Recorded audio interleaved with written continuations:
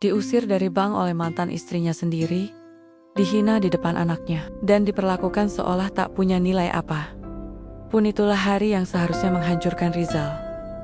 Namun, siapa sangka, pria berpakaian kampang-kamping itu dime-dime menyempiap sesuatu yang tak satu pun dari mereka bayangkan, sebuah buku rekening dengan saldo 200 miliar rupiah, dan sebuah masa lalu yang sengaja ia kubur demi harga diri. Jika ia punya segalanya, lalu mengapa memilih hidup seperti orang kalah? Sebelum kita lanjutkan ceritanya, yuk di-subscribe dulu biar admin tambah semangat nih buat bikin konten inspiratif lainnya. Buat kamu yang udah subscribe, semoga selalu diberi kesehatan dan dilancarkan rezekinya. Komen amin kalau kamu mengamini doa kami. Sekarang, yuk kita lanjutkan ceritanya. Pagi itu mendung.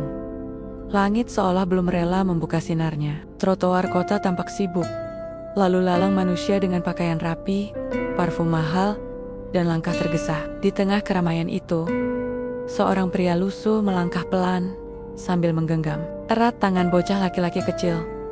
Kaos oblongnya usang, celananya kumal, dan sandal jepit yang dipakainya sudah nyaris putus. Kumisnya tumbuh tak terurus, wajahnya menghitam karena matahari. Orang-orang menatapnya dengan jijik, seolah ia adalah noda yang tak seharusnya ada di tempat elit seperti ini. Bocah itu sekitar 7 tahun usianya, memakai seragam sekolah dasar yang kekecilan. Sepatunya bolong, tapi matanya jernih, senyumnya polos, dan genggamannya erat pada ayahnya. "Pak, ini bank yang papa bilang?" tanya si bocah lirih. Pria itu mengangguk pelan. "Iya nak, kita kesini buat kamu." Masa depanmu." Mereka berhenti di depan gedung tinggi yang menjulang. Di atas pintunya tertulis, "Bank Rakyat Nusantara, cabang utama, megah, dan bergengsi." Lantai marmer mengilap. Satpam berdiri gagah. Para pegawai berseragam biru navy berjalan anggun, membawa berkes-berkes penting. Ketika Rizal, nama pria itu, melangkah masuk, semua kepala menoleh.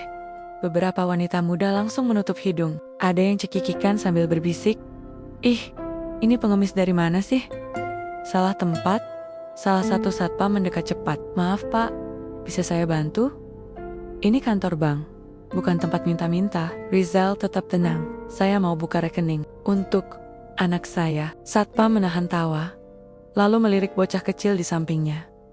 "Rekening pak? Bapak yakin?" Rizal mengangguk.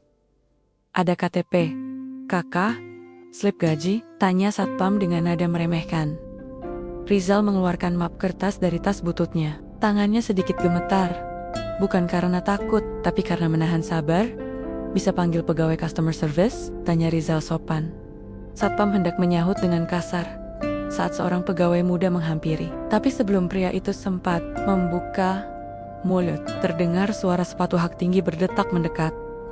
Langkah itu tegas, elegan, dan dingin. Seseorang muncul dari balik pintu kaca ruang manajer. Perempuan cantik, rambutnya disanggul rapi, wajahnya penuh makeup mahal, blazer modis menempel di tubuh semampainya. Dia menatap Rizal, dan seketika wajahnya membeku. Maya. Matanya melebar, bibirnya perlahan menganga. Ia mengenali pria itu meski penampilannya jauh berubah. Dan saat Maya hendak melangkah mundur, Rizal tersenyum tipis. "Hai, Mei." Maya memicingkan mata. "Rizal, astaga, apa yang kamu lakukan di sini?" Semua mata kini tertuju pada mereka. Beberapa pegawai mulai bergosip. "Seorang mantan pacar? Seorang mantan suami? Aku mau buka rekening buat anakku," jawab Rizal santai. Maya mendesis. "Kamu pikir tempat ini tempat apa? Ini bukan posyandu, ini lembaga keuangan. Nasabah kami berkelas. Kamu lihat dirimu." Tatapan Maya menelanjangi Rizal tanpa ampun. Ia menghela napas keras, lalu berkata tajam, "Satpam, suruh dia keluar." Anak Rizal mulai gemetar. Tangannya menggenggam erat jari ayahnya. "Papa," bisiknya. "Aku takut." Rizal berjongkok, menatap anaknya dengan lembut. "Gak usah takut, kita gak salah." Satpam sudah mendekat. Beberapa nasabah menonton, seperti melihat hiburan Maya mendekat. Wajahnya penuh amarah. tapi suaranya ditekan agar terdengar berkelas. Kamu pikir aku akan kasihan? Kamu pikir datang dengan anak kecil akan meluluhkan aku? Dulu kamu bilang mau sukses.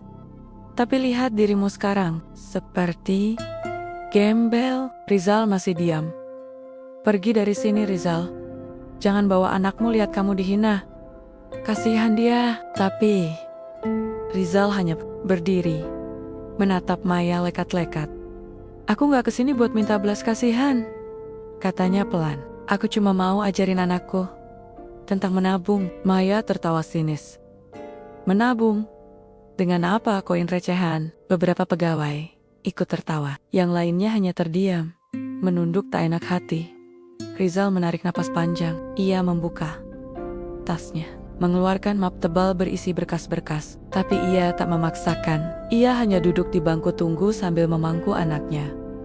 Di tengah keramaian yang mulai mengabaikan mereka, Rizal menatap anaknya dan berkata pelan, kadang kamu harus diam saat dihina, biar waktu yang jawab. Maya masih berdiri di depan, marah, terhina, dan entah kenapa, juga takut.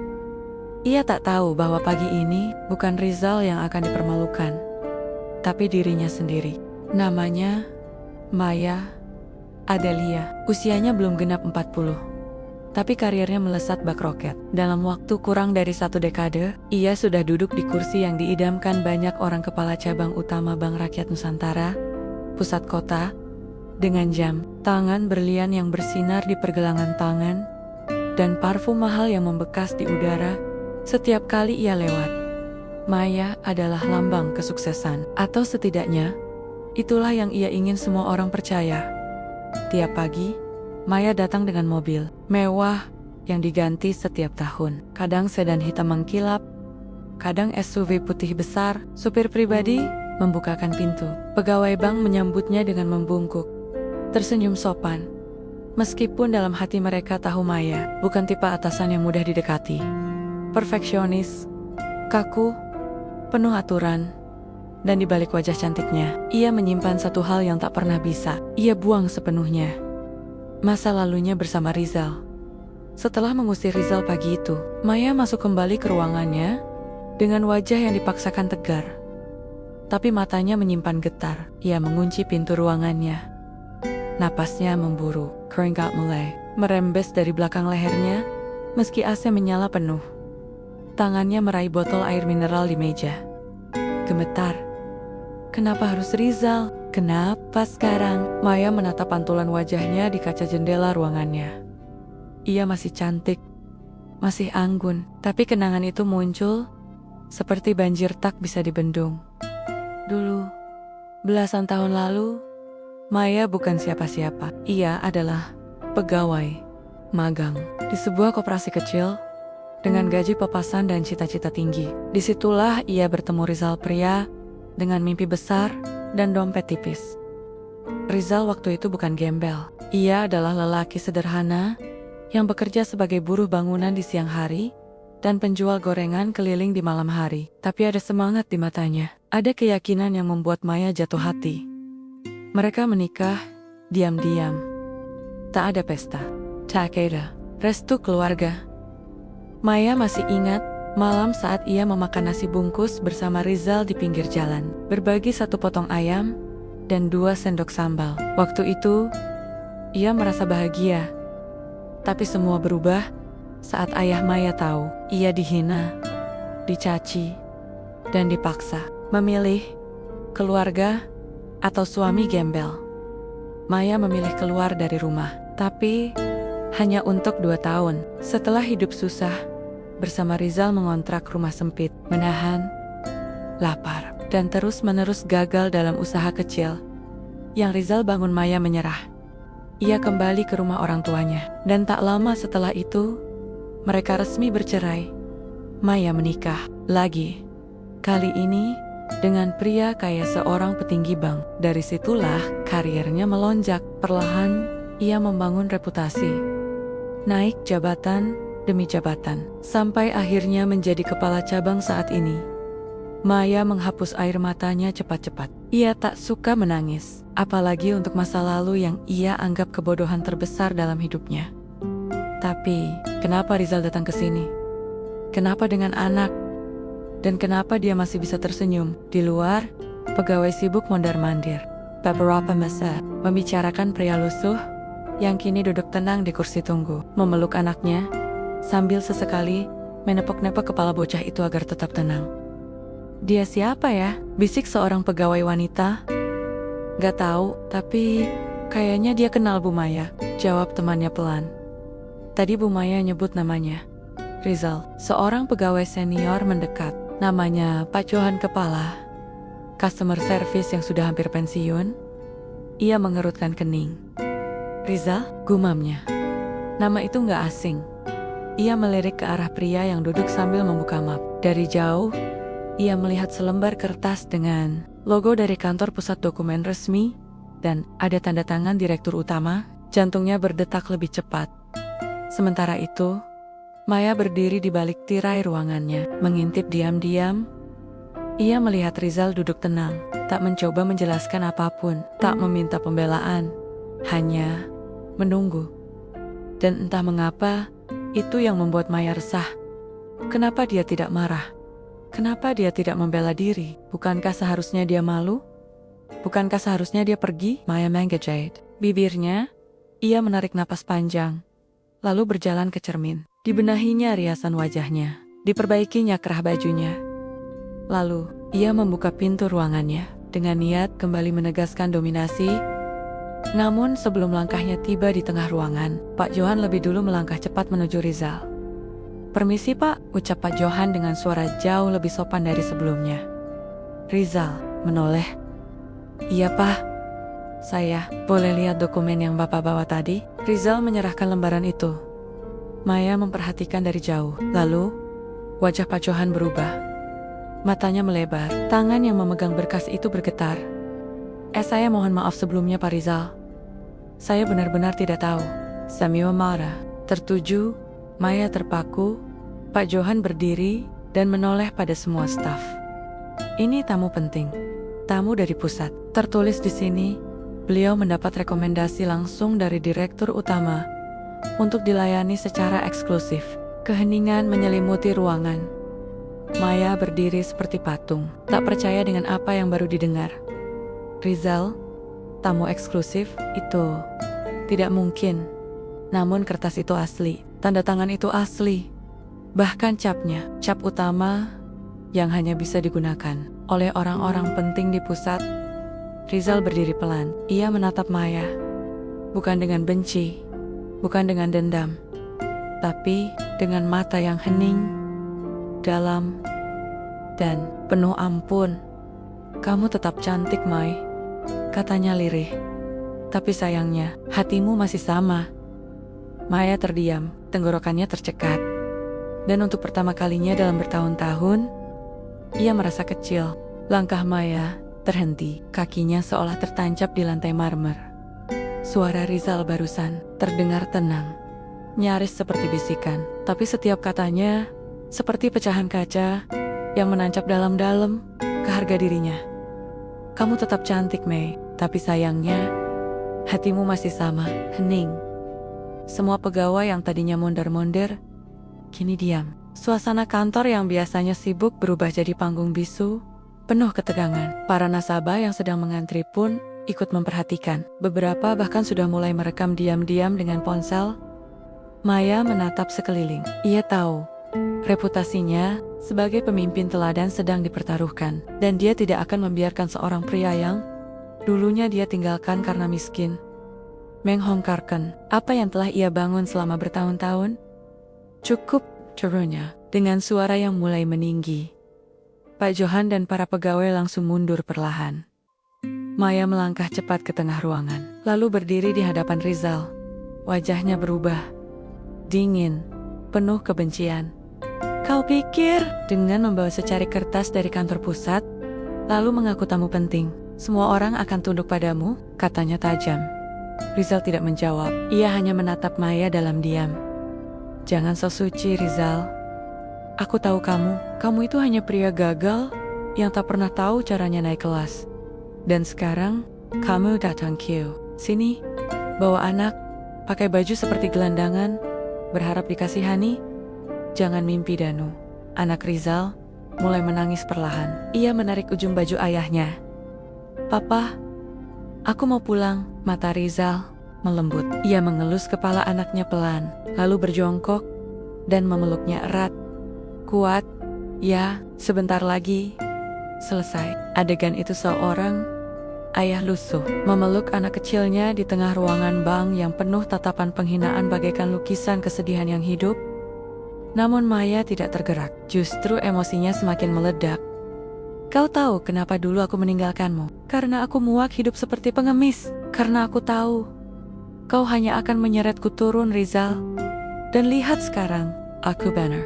Ia menunjuk Rizal dengan tangan gemetar. Lihat dirimu, kumuh, bau, gak punya malu. Beberapa pegawai tampak tak nyaman. Ada yang mulai menunduk, ada pula yang menahan napas. Tak percaya seorang pemimpin bisa berkata sekejam itu kepada seorang pria yang ternyata dulu adalah suaminya. Rizal berdiri perlahan. Ia mengangkat wajah, dan di balik wajah lelah itu terpancar ketegaran yang tenang dan menusuk. Aku gak datang ke sini buat diampuni, ucapnya pelan. Aku gak minta dikasihani. Ia menatap langsung ke mata Maya. Aku datang buat anakku, supaya dia belajar cara menyimpan masa depan. Maya mendenggus, kau mau masa depan? Lihat sekelilingmu, Rizal. Dunia ini bukan untuk orang lemah sepertimu. Dunia ini milik mereka yang kuat, yang berani menginjak orang lain untuk naik. Rizal, Nigel. Senyum tipis muncul di wajahnya. Kalau itu yang kamu yakini, maka kamu belum naik, Mei. Kamu cuma berubah tempat dari kursi tua ke singgasana yang kamu pinjam dari ego.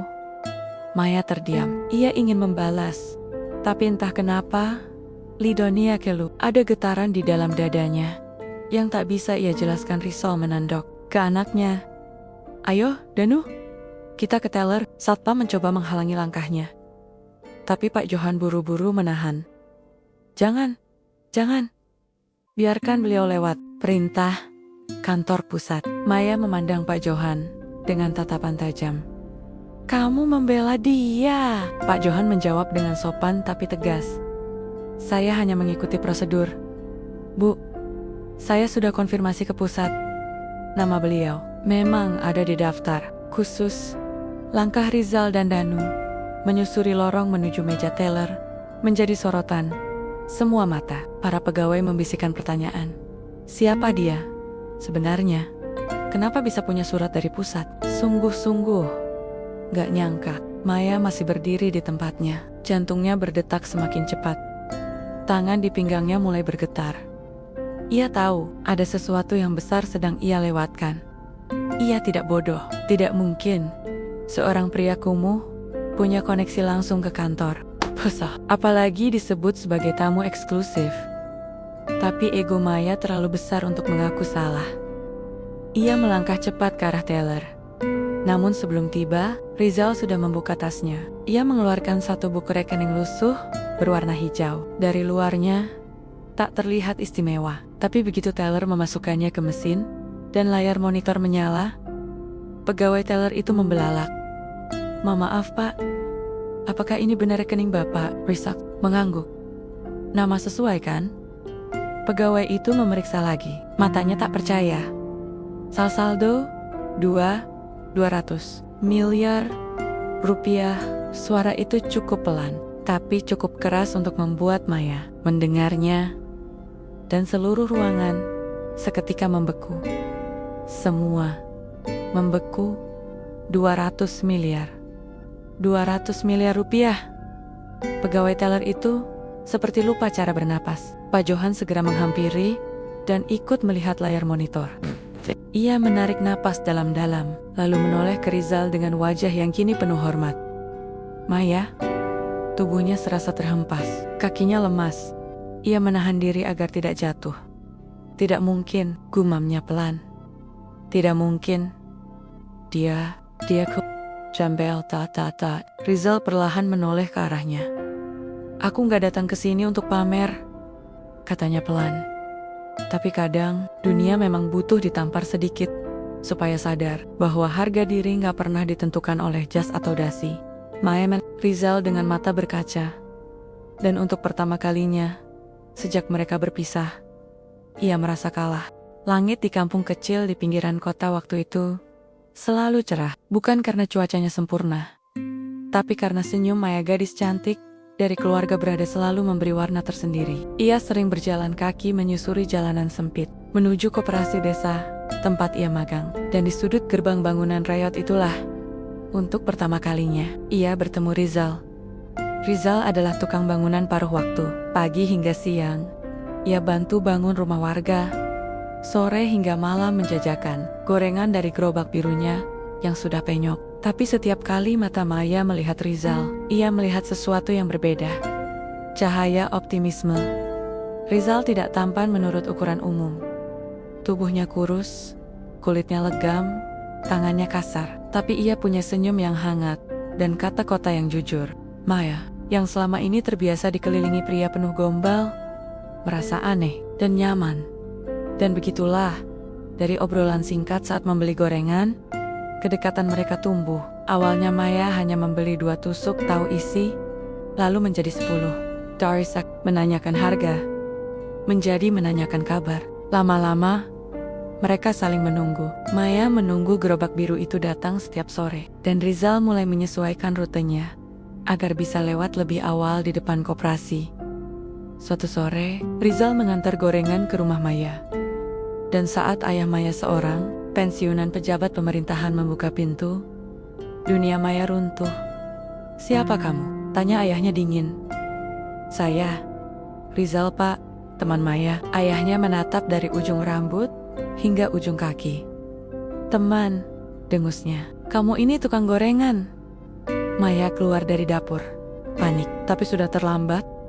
Hari itu menjadi titik awal pertempuran batin dalam diri Maya, antara cinta dan kehormatan keluarga, antara harapan pribadi dan bayang-bayang status sosial. "Kalau kamu tetap sama dia, Maya," ujar ibunya suatu malam, "jangan harap kamu bisa masuk kuliah. Jangan harap kamu bisa balik ke rumah ini." Maya menggigit bibir. Ia mencintai Rizal, tapi juga mencintai mimpinya. Ia ingin kuliah, bekerja, sukses. Tapi, bukankah cinta juga mimpi? Dengan keberanian yang mengguncang fondasi keluarganya, Maya akhirnya memutuskan pergi. Ia dan Rizal menikah, diam-diam. Tak ada pesta, tak ada undangan, hanya surat nikah sederhana dan 2 saksi di kantor KUA kecil. Mereka mengontrak rumah petakan sempit, dindingnya tipis, atapnya bocor jika hujan. Maya bekerja serabutan menjahit, mengajar les, kadang membantu Rizal membuat adonan gorengan. Rizal sendiri memulai usaha kecil di rumah. Tapi berapapun kerasnya mereka berjuang, uang selalu kurang. Kadang hanya cukup untuk makan nasi dan garam. Namun di balik semua itu, ada cinta yang nyata. Saat Maya sakit demam tinggi, Rizal menjual jam tangannya untuk beli obat. Saat Rizal dihina tetangga karena miskin, Maya memeluknya dan berkata, "Aku gak menyesal nikah sama kamu." Tapi seiring waktu, luka mulai tumbuh. Bukan karena mereka tak saling cinta, tapi karena dunia terlalu kejam pada mereka. Maya mulai lelah. Ia melihat teman sekolahnya sukses, kuliah, bekerja di perusahaan besar, sementara ia masih menambal celana di rumah, menghemat gas dapur agar cukup sebulan. Dan luka terakhir datang ketika Maya keguguran anak pertamanya. Tubuhnya lemah, mentalnya remuk. Rizal menangis di kamar mandi, diam-diam, agar Maya tak tahu. Tapi Maya tahu. Dan sejak itu, senyumnya mulai hilang.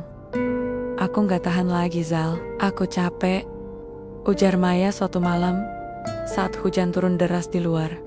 "Kita bisa lewati ini. Kita sudah sejauh ini." Maya menggeleng. "Kamu masih mimpi mau bangun usaha ini itu, sementara kita gak punya apa-apa. Kita gak kemana-mana, Zal. Aku kehilangan semua." Rizal mendekat, memegang tangannya. "Kamu gak kehilangan aku." Maya menatap mata itu dan menangis. Kadang, cinta aja gak cukup. Mereka bercerai tanpa banyak kata. Rizal menandatangani berkas itu dengan tangan gemetar. Ia tidak marah, ia hanya hancur. Maya kembali ke rumah orang tuanya, dan beberapa bulan kemudian menikah dengan pria kaya pilihan ayahnya. Rizal hanya mendengar kabarnya dari jauh. Ia tak hadir di pernikahan itu. Ia bahkan tak mampu hadir secara emosi. Namun luka itu tidak membuat Rizal membenci. Justru luka itu yang menumbuhkan kekuatan di dalam dirinya.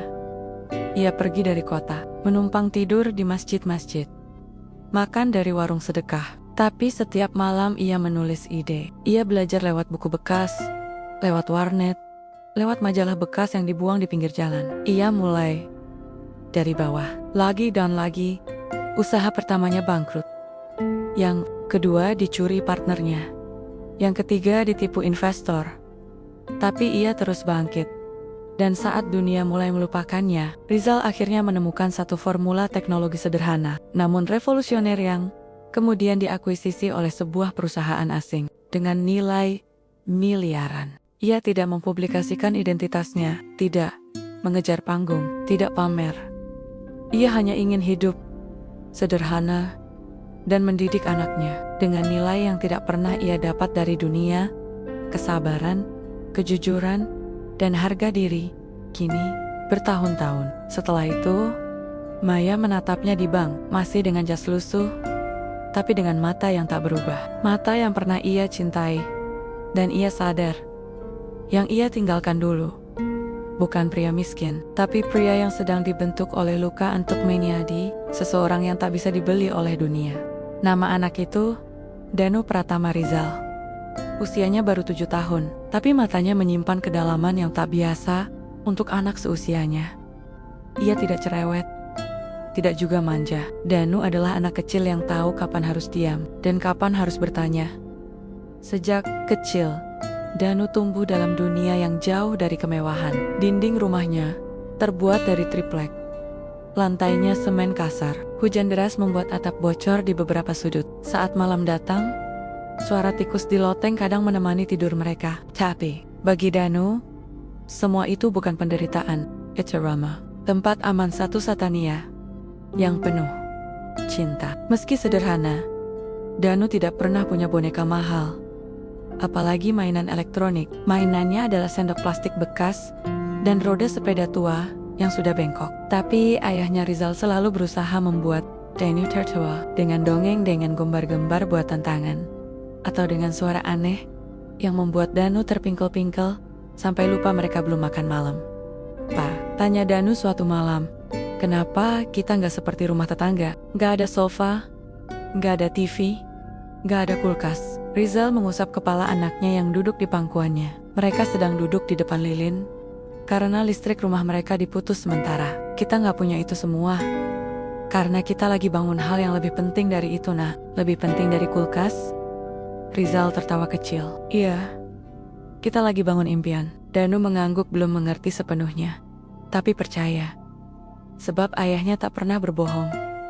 Danu suka membaca. Ia sering duduk di depan toko buku bekas, hanya untuk mengintip halaman-halaman yang terpapar di etalase. Ia belum bisa membeli buku-buku itu. Tapi setiap kali ada kertas bekas, ia gunakan untuk mencatat kota-kota yang ia temukan menarik. Kadang dari bungkus makanan, kadang dari brosur rusak. Ia simpan semuanya dalam kotak sepatu. Rizal tahu, anaknya istimewa. Danu bukan hanya cerdas, tapi sabar. Ia tidak pernah meminta mainan saat melihat anak-anak lain membawa mobil-mobilan. Ia hanya melihat sebentar, lalu kembali memainkan batu kecilnya dengan imajinasi yang luar biasa.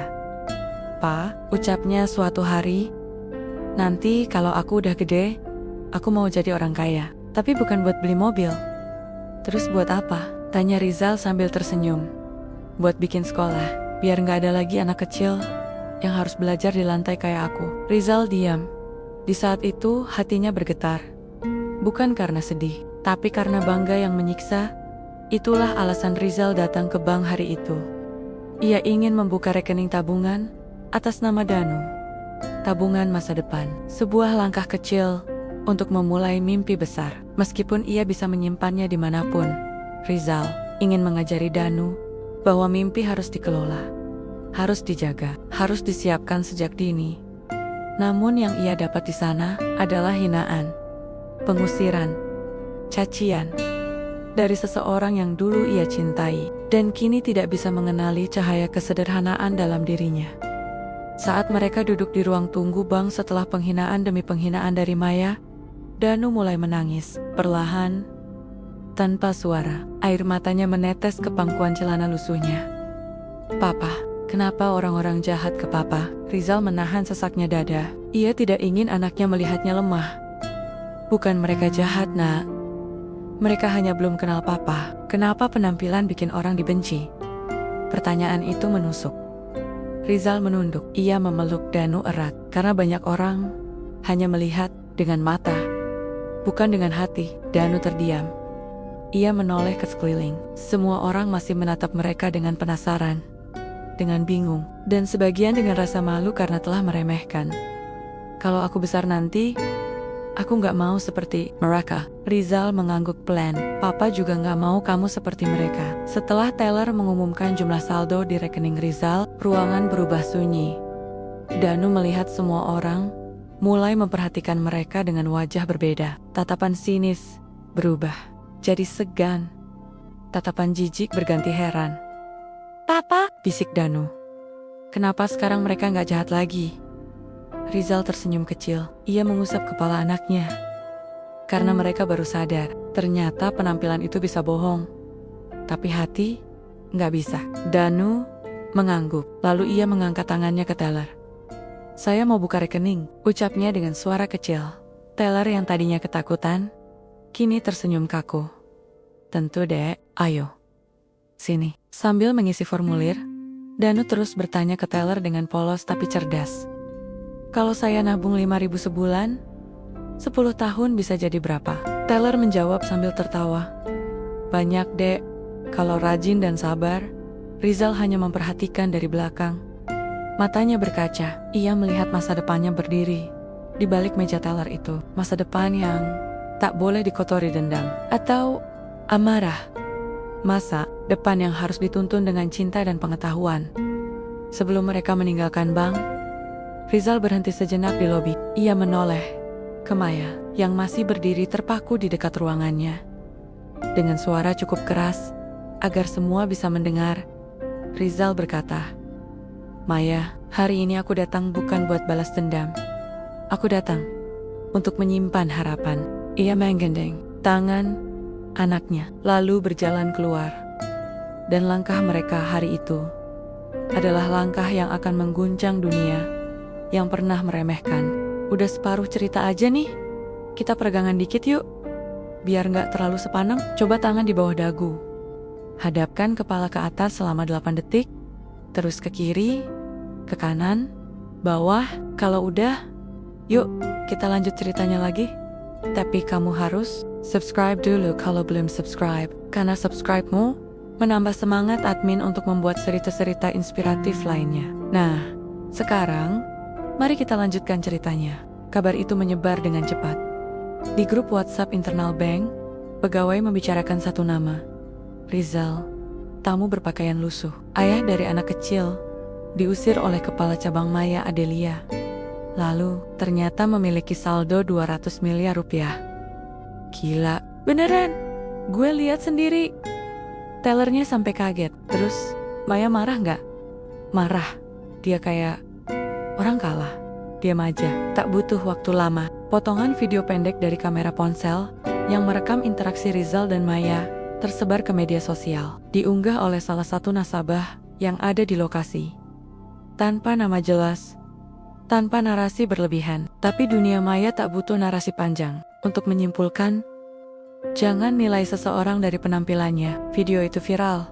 Komentar netizen membanjiri akun media sosial Bank Rakyat Nusantara. Beberapa menyebut nama Maya. Beberapa meminta pemecatan. Sebagian lagi memuji Rizal dengan sebutan gembel yang memukul ego manusia. Sementara itu, Rizal kembali ke rumah kecilnya bersama Danu. Tak ada perubahan. Dinding tetap reot. Lantai tetap dingin. Tapi ada sesuatu yang lain malam itu. Ketenangan. Danu tidur lebih cepat dari biasanya. Mungkin karena lelah. Atau mungkin karena hatinya bahagia. Sementara Rizal duduk sendirian di depan kipas angin butut, memandangi tumpukan kertas di meja semua proposal, cetak biru, dan rencana ke depan yang selama ini ia kerjakan dalam diam. Rizal tahu, dunia mulai memperhatikannya, tapi ia tidak bangga, karena niatnya bukan untuk menjadi pusat perhatian. Ia hanya ingin hidup dengan prinsip, tanpa topeng, tanpa pura-pura. Pagi harinya, satu mobil hitam berhenti di depan rumahnya. Keluar dari mobil itu, dua pria berjas rapi, sopan, elegan, dan membawa berkas di tangan. "Selamat pagi, kami dari kantor pusat BRN," ucap salah satunya. "Pak Rizal." Rizal mengangguk sambil membuka pagar kayunya. "Kami mendapat laporan dari cabang utama tentang kejadian kemarin. Dan kami ingin meminta maaf secara pribadi. Apa kami boleh bicara di dalam?" Rizal mempersilahkan mereka masuk. Suasana menjadi hangat. Dua orang dari pusat itu duduk di lantai karena tak ada kursi yang layak. Tapi mereka tak keberatan. Mereka justru terkesan. "Terus terang, Pak Rizal, kami tak menyangka Bapak adalah investor yang selama ini disamarkan namanya dalam sistem. Nomor rekening Bapak terdaftar atas nama pribadi pasif prioritas. Dan setelah kami lacak, ternyata Bapak adalah salah satu pemilik saham minoritas di BRN Group sendiri." Rizal hanya tersenyum. "Saya memang minta untuk tidak diekspos. Saya nggak pernah tertarik dengan kemewahan. Saya cuma ingin tabungan saya aman." Salah satu dari mereka mengangguk. "Dan sekarang kami tahu Bapak lebih dari sekadar investor." Pria itu mengeluarkan map. Isinya penawaran untuk menjadi komisaris kehormatan dalam satu divisi baru program sosial berbasis literasi keuangan untuk masyarakat kelas bawah. "Kami ingin Bapak terlibat langsung. Konsep Bapak tentang pengelolaan dana mikro untuk keluarga miskin sangat luar biasa. Kami ingin itu dijadikan program nasional." Rizal memandangi map itu lama, lalu ia berkata, "Saya setuju, tapi dengan satu syarat." "Apa itu Pak?" "Saya nggak mau digaji. Uang saya sudah cukup. Saya hanya minta satu hal.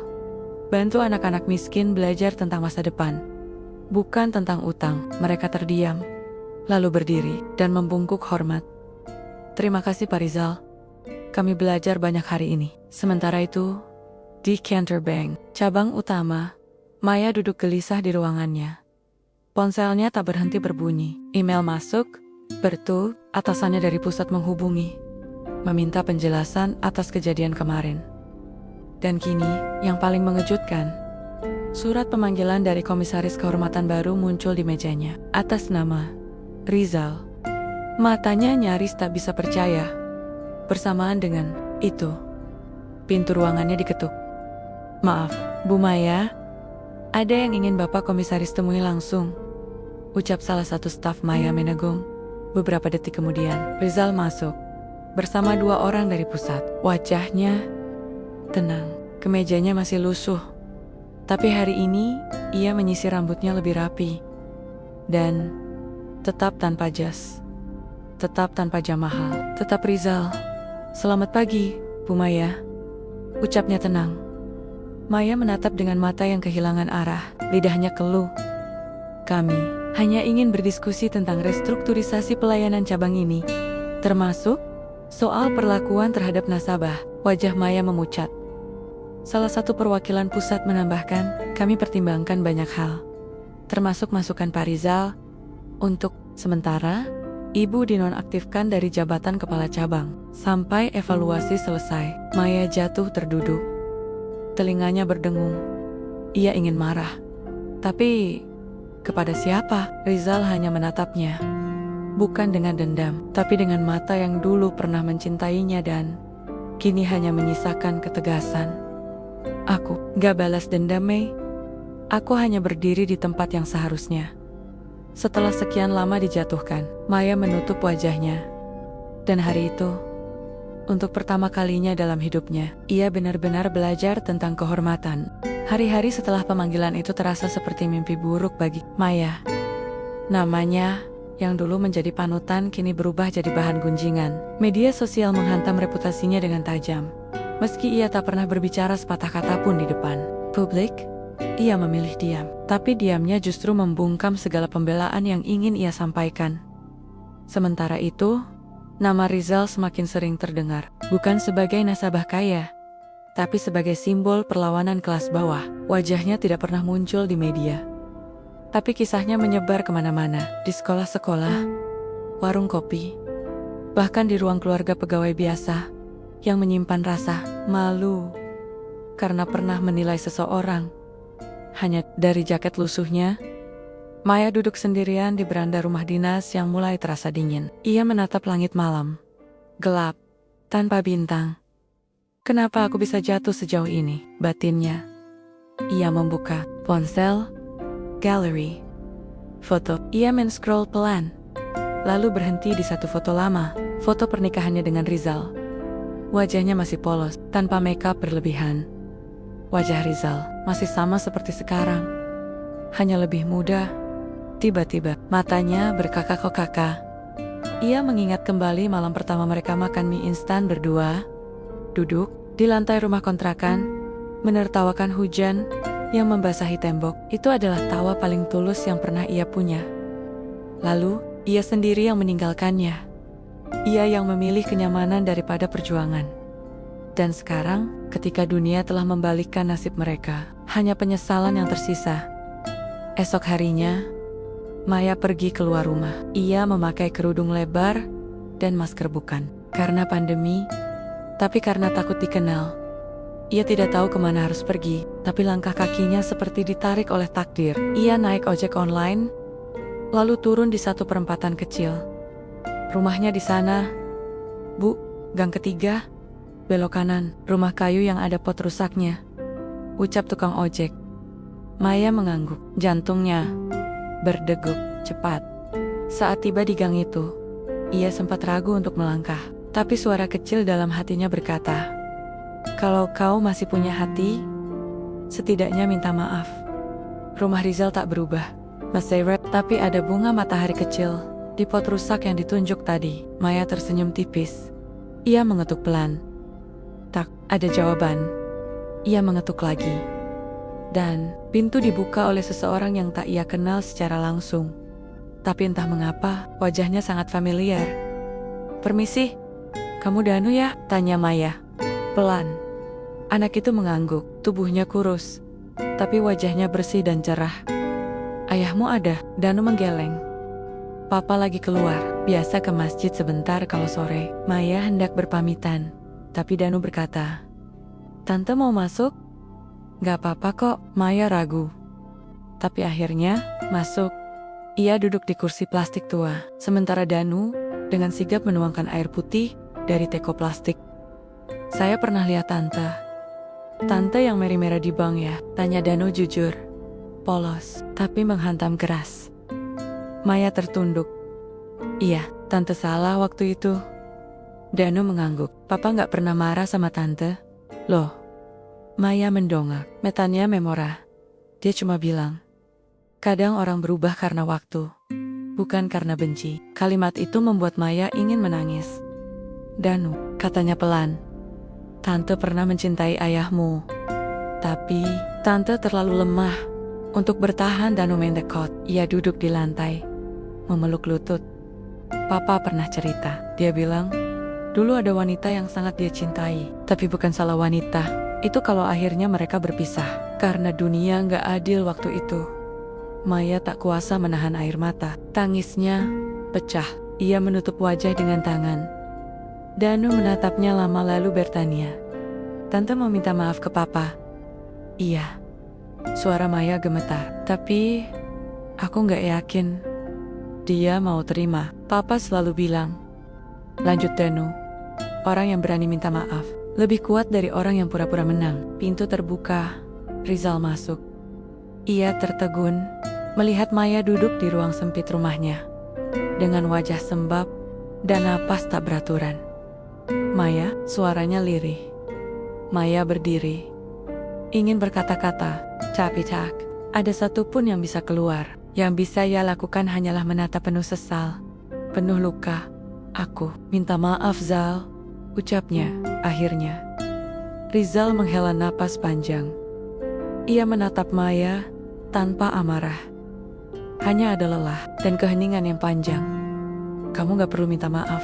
Dunia udah mengajarimu dengan caranya sendiri. Tapi, aku kejam. Aku menghina kamu di depan anakmu." Rizal menoleh ke Danu. Anak itu hanya duduk tenang, seperti biasa, seolah tahu ayahnya sedang menimbang luka dan pemaafan. Aku bisa terima luka itu, Mai. Tapi aku nggak mau anakku mewarisi kebencian. Ia mendekat ke Maya. Yang sudah, biarlah. Sudah, kamu punya jalanmu sendiri. Aku juga. Jangan lagi saling menyakiti dengan bayang-bayang masa lalu. Maya mengangguk, tapi air matanya tak berhenti. Ia melihat Danu, lalu tersenyum kecil. Kamu anak hebat, Danu. Jaga ayahmu ya. Danu menjawab pelan. Ayahku gak butuh dijaga, tapi aku yang harus belajar dari dia.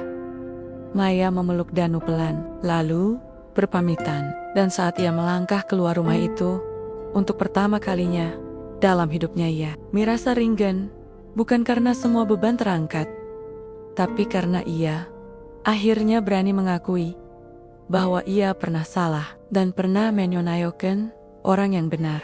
Gedung itu berdiri megah di pusat ibu kota. Dindingnya dilapisi kaca, menjulang tinggi seperti menantang langit. Di dalamnya, sebuah panggung elegan dipersiapkan untuk acara akbar tahunan bertajuk Simposium Nasional Inovasi Finansial dan Keadilan Sosial. Para tokoh penting hadir hari itu. Pengusaha kelas atas, menteri, pimpinan bank-bank nasional, aktivis sosial, hingga selebritas. Semua duduk di kursi empuk dengan jas terbaik, parfum termahal, dan sikap penuh percaya diri. Tapi hari itu, utama bukan kepada mereka. Di undangan resmi, nama pembicara terakhir terpampang mencolok. Rizal Pratama, konsultan independen, inisiator program dana mikro, berkeadilan. Dan saat namanya dipanggil, ruangan mendadak hening. Seorang pria berbaju sederhana, sepatu lusuh, tanpa dasi, naik ke panggung perlahan. Ia membawa satu map lusuh, rambutnya disisir seadanya. Wajahnya tetap sama, hangat, rendah hati, dan tenang. Beberapa hadirin tampak bingung. Itukah Rizal?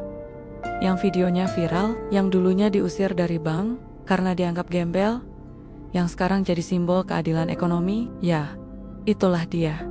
Dan Rizal mulai berbicara. Saya tidak terbiasa bicara di tempat seperti ini, ucapnya jujur, membuka. Biasanya, saya bicara di teras masjid, di warung kopi, atau di depan anak saya saat menyiapkan tidur. Para hadirin tertawa kecil, tapi mereka menyimak penuh perhatian. Nama saya Rizal. Dulu saya tukang gorengan, pernah jadi tukang bangunan, pernah juga keliling jual tahu bulat dari speaker mobil bekas. Saya juga pernah tidur di emperan, dan hampir setahun hidup dari makanan sisa. Ruangan mulai senyap, tapi hidup mengajarkan saya bahwa ukuran manusia tidak pernah ditentukan dari pakaian, jabatan, atau rekening, tapi dari seberapa keras ia bertahan tanpa menginjak orang lain. Ia membuka mapnya, mengeluarkan beberapa lembar proposal. Semua itu ditulis tangan. Saya bukan lulusan luar negeri. Saya tidak punya gelar MBA. Tapi saya percaya bahwa keuangan bukan soal angka, tapi soal nilai. Dan nilai tertinggi dalam keuangan adalah keadilan. Rizal memaparkan sistem yang ia rancang. Model simpan pinjam, berbasis komunitas, tanpa bunga, tanpa jaminan, tapi dengan sistem kepercayaan dan tanggung jawab bersama. Program ini telah ia uji coba selama 3 tahun terakhir di beberapa desa dengan hasil luar biasa. Bukan karena keuntungannya tinggi, tapi karena masyarakat jadi mandiri. Mereka belajar menabung, bekerja bersama, saling bantu, dan yang terpenting belajar bahwa uang bukan untuk menindas, tapi untuk membangun. Para panelis tertegun. Wajah-wajah elit mulai berubah, beberapa saling pandang. Ada yang gelisah, ada pula yang dayam-dayam kagum. Lalu, moderator bertanya, Pak Rizal, mohon maaf, selama ini Bapak disebut sebagai pemilik dana 200 miliar. Apakah benar? Rizal mengangguk. Itu benar, tapi angka itu bukan untuk saya nikmati. Saya tak punya mobil, saya masih tinggal di rumah kayu. Karena saya tahu, kemot sejati bukan di benda, tapi di hati yang tenang. Suara tepuk tangan mulai terdengar. Moderator bertanya lagi, kalau boleh tahu, apa pekerjaan Bapak sebenarnya? Rizal menarik napas dalam.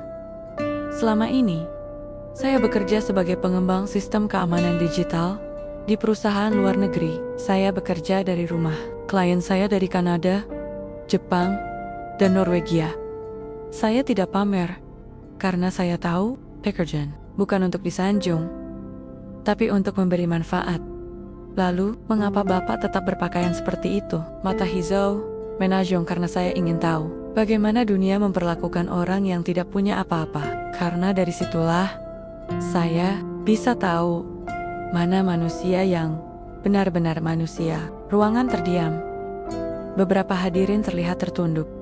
Rizal melanjutkan, beberapa hari lalu, saya dihina di bank oleh seseorang yang dulu pernah menjadi bagian hidup saya. Ia mengusir saya karena penampilan saya. Tapi saya tidak marah. Saya bersyukur. Karena dari sana, saya belajar.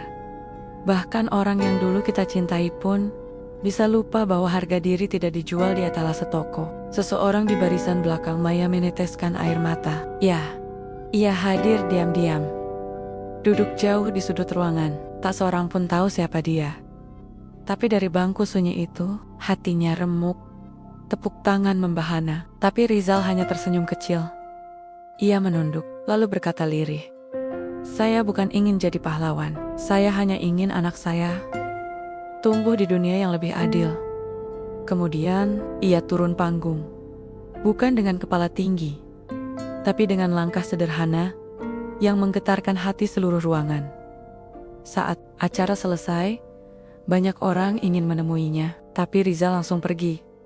Ia menolak wawancara, menolak tampil di televisi, bahkan menolak tawaran investasi besar-besaran dari konglomerat. Ia pulang, naik bus, duduk di samping jendela, melihat kota yang gemerlap, dan tersenyum. Sesampainya di rumah, Danu langsung berlari dan memeluknya. "Papa keren banget hari ini." Rizal tertawa. "Papa nggak ngapa-ngapain kok. Cuma ngomong biasa, tapi luar biasa," seru Danu bangga.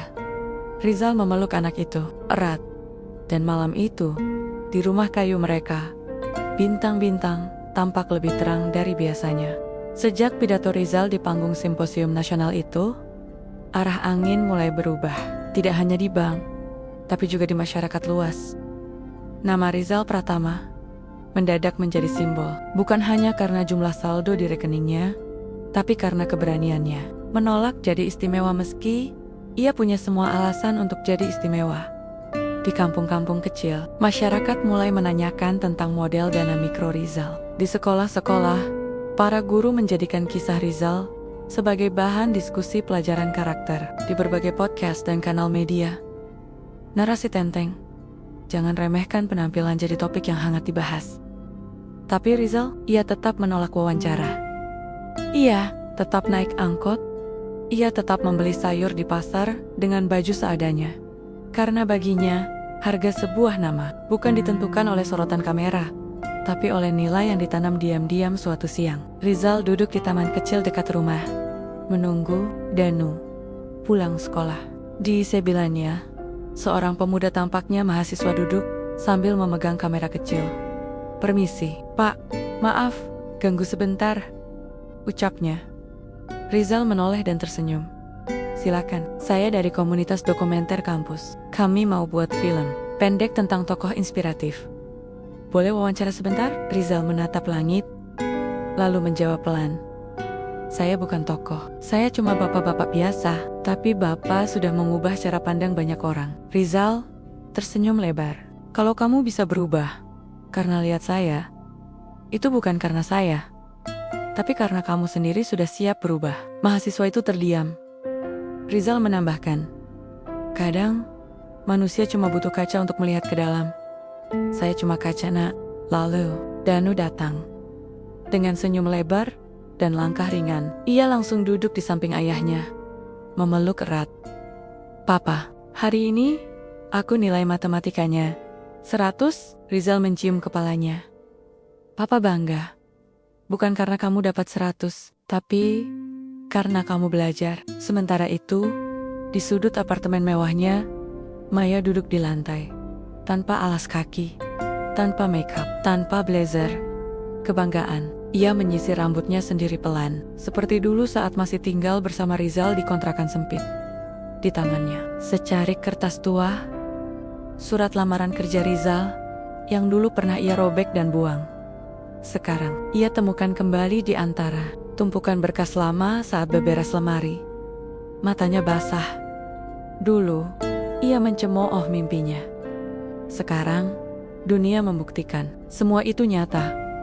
Sejak pidato Rizal, Maya mendapat banyak tekanan. Jabatan kepala cabang sudah dicopot. Rekan-rekan menjauh. Media menggali kisah masa lalunya. Ia mencoba kuat. Tapi setiap malam, suara Danu dan kalimat-kalimat Rizal terus menggema di kepalanya. Orang yang menilai dengan mata. I can tertipu oleh dunia. Yang sudah. Biarlah sudah, tapi jangan wariskan kebencian. Maya mulai berubah. Ia berhenti memakai supir pribadi. Mulai berjalan kaki ke pasar, menyapa tetangga. Ia belajar membuat makanan sendiri, mengatur keuangan, dan untuk pertama kalinya, ia membeli baju di pasar loak. Ia ingin merasakan apa yang dulu Rizal rasakan. Ia ingin kembali menjadi manusia, bukan jabatan. Di satu sore yang tenang, Maya berjalan ke masjid kecil dekat rumah Rizal. Ia duduk di teras, melihat anak-anak mengaji. Tak lama kemudian, Danu keluar dari dalam masjid. Maya menyapanya pelan. Hai Danu. Danu tersenyum.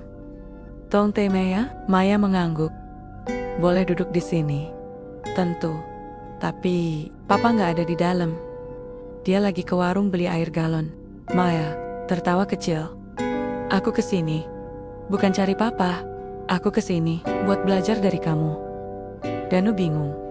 Belajar apa? Belajar jadi anak yang kuat, walau dunia nggak adil. Danu menondok. Aku juga masih belajar kok, tapi Papa selalu bilang, kalau hati kita benar, Tuhan pasti bukakan jalan. Maya mengangguk. Matanya berkaca. Boleh, aku ajari kamu menggambar? Tanyanya tiba-tiba. Boleh, seru Danu. Aku suka gambar, tapi gambarku jelek, nggak apa-apa. Gambar yang jelek pun bisa jadi indah kalau yang melihatnya punya hati. Dan sore itu, di teras masjid kecil, Maya dan Danu duduk berdampingan, menggambar, tertawa, tanpa beban, tanpa dendam, tanpa luka masa lalu yang menjerat. Sementara itu, di rumah sederhana mereka, Rizal meletakkan galon di sudut dapur. Ia memandangi dinding yang dipenuhi coretan mimpi Danu. Gambar sekolah, gambar rumah baca, gambar anak-anak tersenyum. Ia tersenyum karena ia tahu kemenangan terbesar dalam hidup bukan saat kita kaya, tapi saat kita bisa membuat anak-anak percaya bahwa hidup layak diperjuangkan. Dan nama Rizal kini bukan sekadar nama. Itu adalah simbol bahwa manusia bisa kalah dalam sistem, tapi tidak dalam nilai. 5 tahun kemudian, di sebuah ruangan sederhana, dengan rak buku dari kayu bekas, Danu berdiri di depan belasan anak kecil. Tangan mungilnya memegang spidol hitam. Wajahnya bersinar penuh semangat. Siapa tahu berapa hasil dari 5 dikali 5? Tanyanya sambil tersenyum. Seorang anak mengangkat tangan. 25. Enter. Seru Danu. Anak-anak tertawa dan bertepuk tangan. Ruang itu bukan kelas resmi, hanya ruang tamu rumah lama Rizal yang kini disulap jadi rumah baca. Di dinding tergantung lukisan sederhana. Gambar seorang pria berambut acak, berjenggot tipis, mengenakan jaket kumal, tersenyum. Ayahku, guru pertamaku. Tulisan itu ada di bawah gambar. Dan di sisi pojok, terdapat satu pot bunga matahari yang dulu mati, kini tumbuh subur dan tinggi. Menghadap ke jendela, nama Rizal Pratama kini sudah dikenal di berbagai negara. Bukan karena hartanya, tapi karena metode pembelajaran karakter dan literasi finansialnya diadopsi oleh lembaga internasional. Beberapa tahun lalu, ia diundang sebagai pembicara di forum PBB. Tapi ia menolak. Ia hanya mengirim surat. Isinya singkat. Jika dunia ingin adil, mulailah dari mendengarkan orang-orang yang tak punya suara. Jika dunia ingin damai, mulailah dari memanusiakan mereka yang tampak tak berarti. Dan jika dunia ingin berubah, jangan tunggu orang kaya bicara. Dengarkan anak kecil yang belajar. menabung dari uang koin warung. Surat itu dicetak dan dibacakan oleh sekretaris jenderal. Seluruh ruangan berdiri dan bertepuk tangan. Tapi Rizal tetap di rumah, menemani Danu belajar menanam cabai di halaman belakang. Ia tidak butuh tepuk tangan, yang ia butuhkan hanyalah memastikan anaknya tumbuh sebagai manusia, bukan angka. Sementara itu, Maya membuka lembaga sosial kecil di pinggir kota. Ia membina para ibu rumah tangga, korban KDRT, memberikan pelatihan usaha, manajemen keuangan, dan pendampingan psikologis. Ayah tidak memakai gelar apapun, tidak menyebut masa lalunya, tidak memperkenalkan dirinya sebagai mantan bos bank. Ia hanya dikenal sebagai Bu Maya yang sabar, lembut, dan sangat menghormati setiap perempuan yang datang ke rumah singgahnya. Kadang-kadang, ia datang ke rumah Rizal, membawakan bibit tanaman, atau sekadar membantu Danu membuat program belajar. Mereka tidak pernah membahas masa lalu. Mereka tidak pernah membicarakan cinta lama. Tapi mereka tahu, maaf yang tulus tidak butuh pengakuan, dan cinta yang benar tidak harus dimiliki. Suatu hari, Danu menemukan ayahnya sedang duduk di serambi. Mata Rizal memandang langit. Matanya tampak sembab, tapi wajahnya tenang. "Papa kenapa?" tanya Danu, duduk di sampingnya. Rizal menggeleng. "Papa cuma sedang berpikir." "Berpikir apa?" "Berpikir, apakah Papa sudah cukup menanamkan nilai ke kamu sebelum Papa gak ada nanti?" Danu memeluk lengan ayahnya. "Papa, jangan ngomong begitu." Rizal tersenyum. "Suatu hari, kamu akan berdiri sendiri. Dan saat hari itu datang, ingat satu hal." "Apa?" "Jangan pernah malu jadi sederhana. Karena dari kesederhanaan, kamu bisa melihat dunia lebih jujur." Danu mengangguk. Wajahnya menegang. Ia tak pernah siap kehilangan. Tapi ia tahu, waktu akan datang. Dan Rizal telah menyiapkan semuanya. Beberapa bulan kemudian, Rizal meninggal dunia dengan tenang di rumahnya. Dalam posisi duduk, tangannya masih menggenggam buku catatan. Danu yang terakhir ia koreksi malam sebelumnya. Tidak ada upacara mewah, tapi ratusan orang datang. Pedagang kecil, tukang parkir, ibu-ibu pemulung anak-anak dari pelosok.